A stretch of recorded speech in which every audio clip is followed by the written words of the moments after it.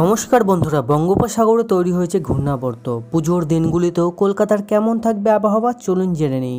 আজকে দেখতেই পাচ্ছেন 24শে সেপ্টেম্বর লেটেস্ট আপডেট, একটু আগেকার খবর আপনাদের সাথে শেয়ার করছি।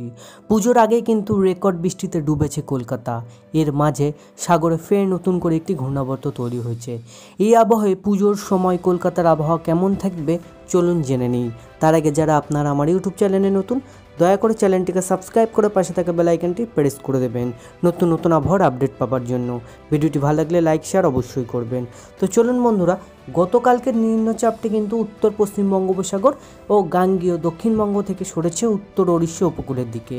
এই আবহে আজ থেকে দক্ষিণবঙ্গের আবহাওয়া আরও কিছুটা উন্নতি ঘটেছে, তবে উত্তর ও মধ্য বঙ্গোপসাগরে উত্তাল থাকবে। আজ বিকেলের পর থেকে দক্ষিণ চব্বিশ পরগনা, পূর্ব মেদিনীপুর, পশ্চিম মেদিনীপুর, ঝাড়গ্রাম, পুরুলিয়া, বাঁকুড়া, পশ্চিম বর্ধমান, বীরভূমে হলুদ সতর্কতা জারি থাকবে। তবে কোথাও কিন্তু কোনো ভারী বৃষ্টির কোনো সম্ভাবনা নেই।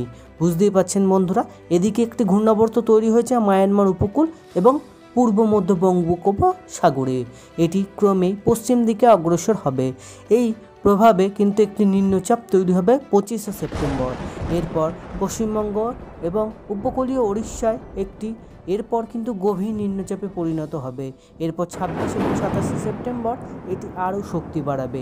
27শে সেপ্টেম্বর কিন্তু একটি উত্তর অন্ধ্র ও দক্ষিণ ওড়িশা দিকে ভূমিতে প্রবেশ করবে। বন্ধুরা বুঝতেই পারছেন, আগামী 2-3 দিন কিন্তু খুবই বিপজ্জনক হতে চলেছে বন্ধুরা।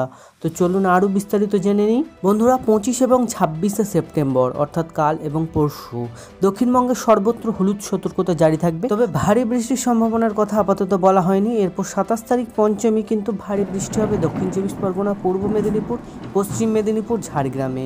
সেদিনও দক্ষিণবঙ্গের প্রায় সব জেলায় জারি থাকবে হলুদ সতর্কবার্তা। 28 তারিখ ষষ্ঠী, সেদিন দক্ষিণবঙ্গের সর্বত্র হলুদ সতর্কবার্তা জারি থাকবে, তবে সেদিন ভারী বৃষ্টিরও সম্ভাবনা নেই। এরপর 29-30 তারিখ কলকাতার সহ দক্ষিণবঙ্গের বৃষ্টির সম্ভাবনা জারি থাকবে, তবে আপাতত এর জন্য কোনো সতর্কবার্তা জারি করা হয়নি। বুঝতেই পারছেন বন্ধুরা, এদিকে সর্বশেষ পূর্বাভাস অনুযায়ী কলকাতা 25 এবং 26শে সেপ্টেম্বর তাপমাত্রা থাকবে 33 ডিগ্রি সেলসিয়াস থেকে 26 ডিগ্রি সেলসিয়াসের আশেপাশে। তো এইরকমই আবহাওয়া ঘোরাফেরা করবে। তো বন্ধুরা, আপনাদের সাথে দক্ষিণবঙ্গের এবং পুজোয় কেমন থাকবে ওয়েদার সম্পূর্ণ আপডেট শেয়ার করলাম। ভিডিওটি ভালো লাগলে লাইক করবেন, শেয়ার করবেন নতুন নতুন আপডেট পাওয়ার জন্য। দেখা হচ্ছে নতুন আপডেট নিয়ে। ধন্যবাদ।